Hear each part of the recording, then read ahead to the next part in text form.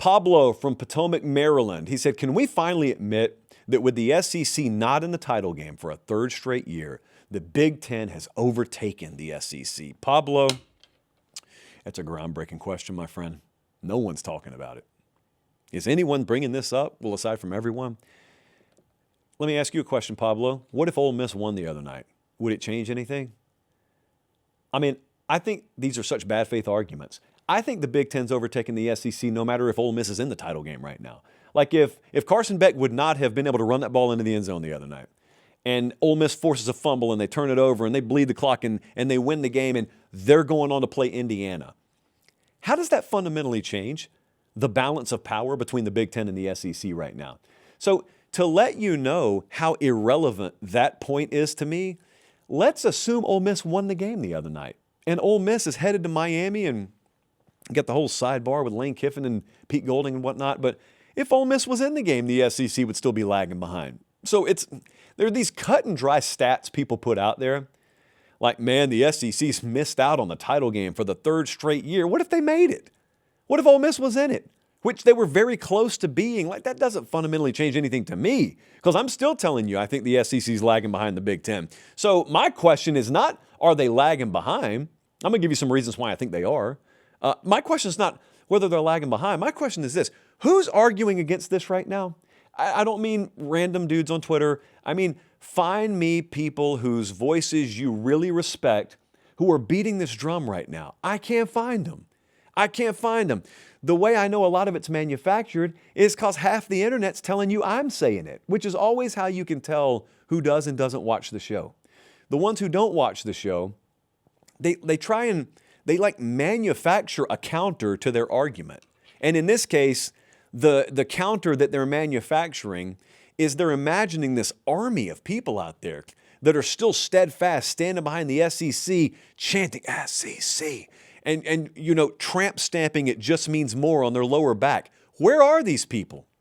Reputable people, people that you would admit you respect their opinion. Who are they? So it's not me. It's certainly not me.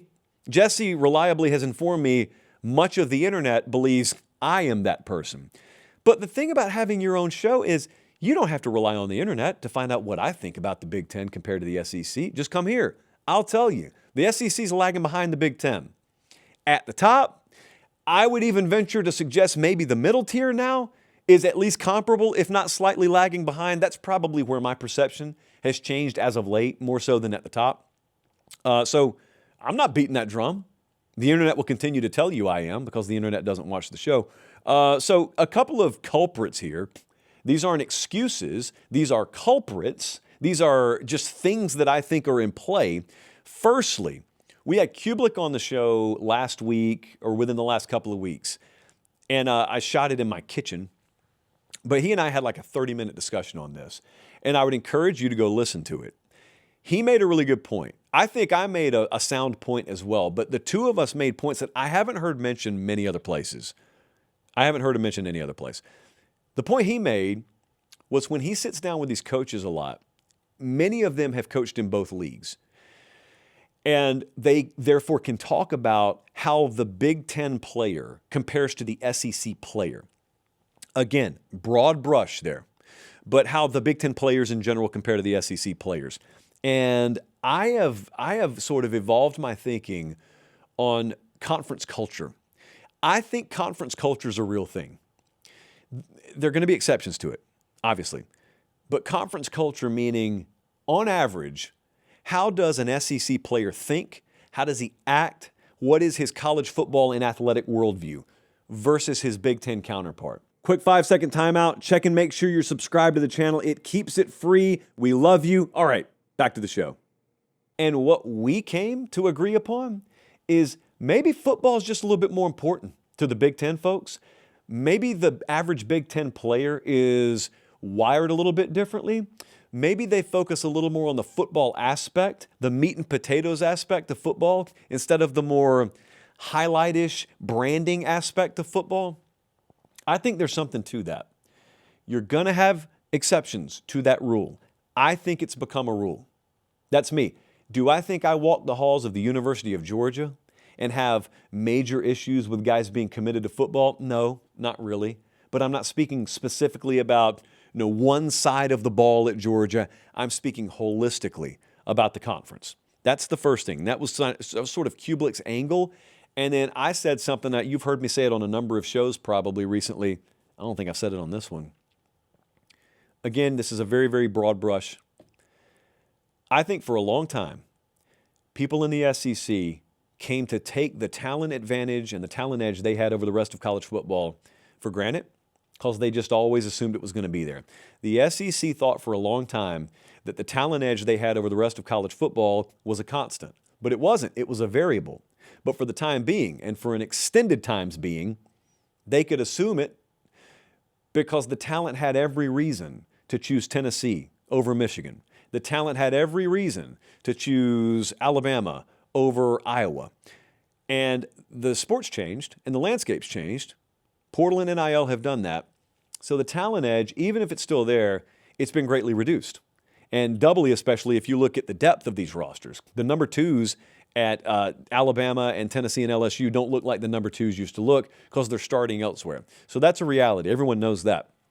My point is, I think because the SEC became so comfortable that they were just going to have a massive talent edge on the rest of college football every year, they got lazy in certain aspects of their operation.